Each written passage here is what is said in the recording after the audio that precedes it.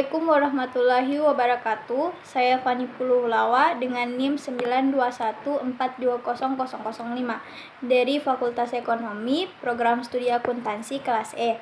Di sini saya akan menjelaskan materi mengenai statistika ekonomi. Pertama, pengantar statistika. Pengertian statistika.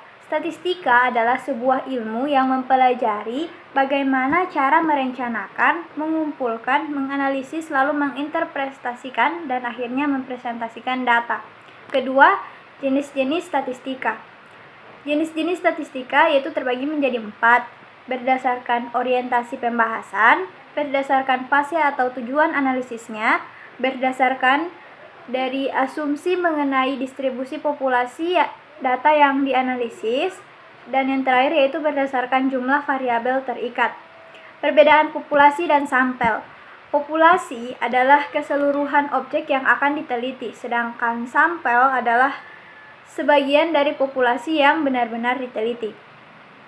Kemudian jenis-jenis data penelitian.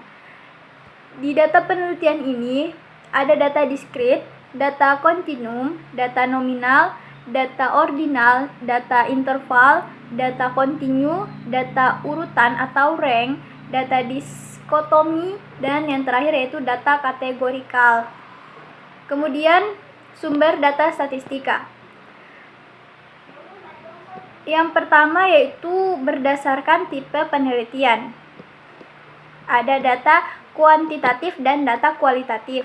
Kemudian berdasarkan sumber ada data primer dan data sekunder. Berdasarkan cara memperoleh ada data observasional, data wawancara, data eksperimental, data simulasi, data referensi atau kanonik, dan yang terakhir yaitu data derivasi atau komplasi. Berdasarkan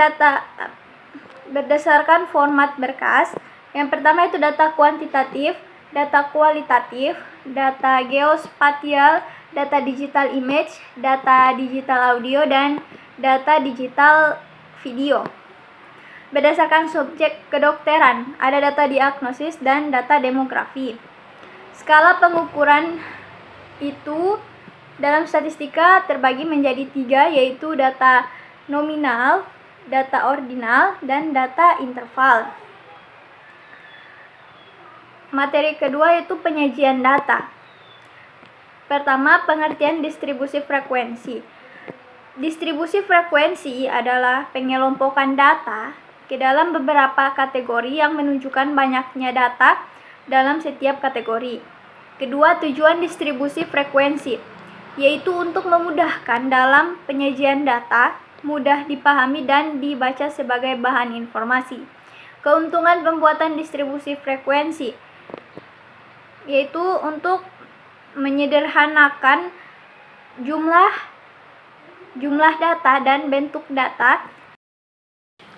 Kemudian untuk mencari banyak kelas atau K yaitu menggunakan rumus K sama dengan 1 tambah 3,3 dikali log N. Kemudian untuk mencari range atau R menggunakan rumus R sama dengan nilai tertinggi dikurangi nilai terendah. Kemudian mencari interval kelas atau I menggunakan rumus I sama dengan R atau range dibagi dengan banyaknya kelas atau K. Selanjutnya itu menghitung rataan atau mean. Mean itu disimbolkan dengan X bar. Untuk menghitung mean data tunggal yaitu menggunakan rumus X bar sama dengan X1 tambah X2 tambah X3 tambah Xn dibagi N sama dengan sigma N dari 1 sama dengan 1xi per N. Kemudian modus. Untuk menghitung modus itu hanya dilihat dari nilai yang paling banyak muncul. Kemudian median. Median itu nilai tengah dalam suatu data. Median data tunggal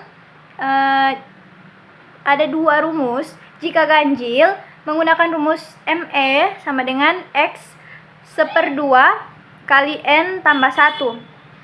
Jika genap, median sama dengan X N per 2 kali N per 2 tambah 1 per 2. Kemudian, jika median data kelompok, yaitu menggunakan rumus median sama dengan LI tambah 1/2N kurang 1/2N dikurang FK atau frekuensi dibagi dengan F dikali 1.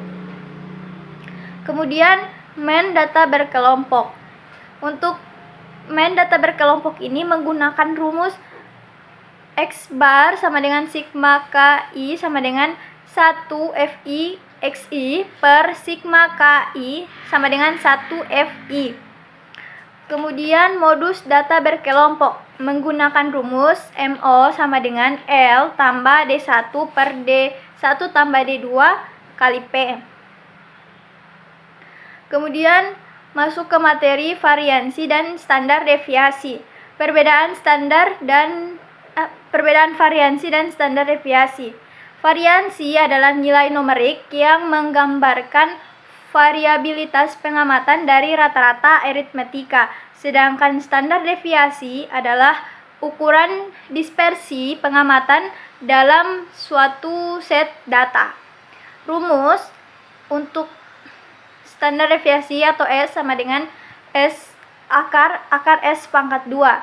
Variansi sampel kecil untuk N kurang dari sama dengan 30, yaitu S pangkat 2 sama dengan sigma Fi kali Xi kurang X bar di pangkat 2 per N kurang 1. Kemudian untuk variansi sampel besar untuk N lebih dari sama dengan 30 menggunakan rumus S pangkat 2 sama dengan sigma Fi dikali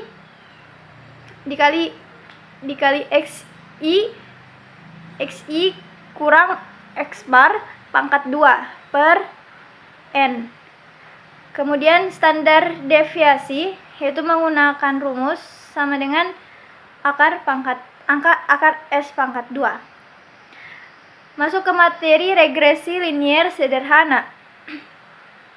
Untuk model regresi itu menggunakan rumus Y1 sama dengan B0 tambah B1 X1 tambah E1. Kemudian atau Y bar I sama dengan B0 tambah B1 kali Xi.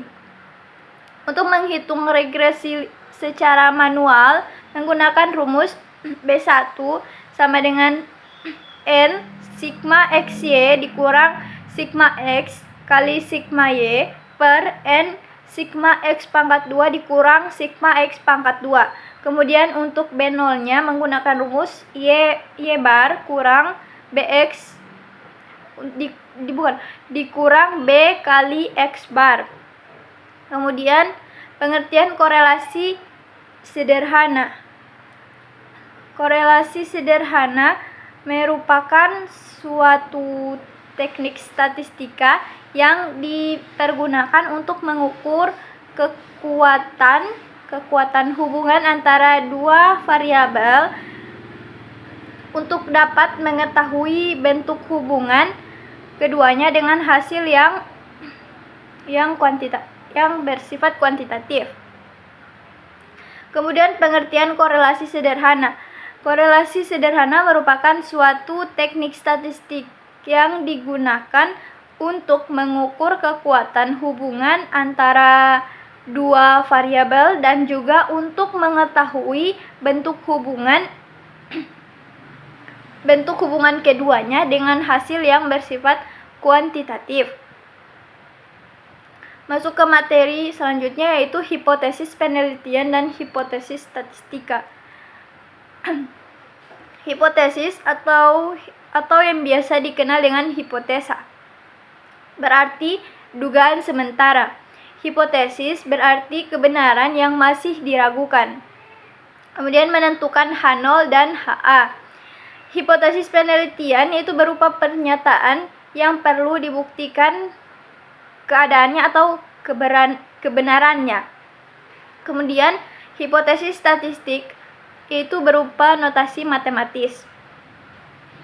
Macam-macam hipotesis penelitian. Yang pertama yaitu hipotesis deskriptif, kemudian hipotesis komparatif, ketiga hipotesis asosiatif, dan yang keempat hipotesis kausal.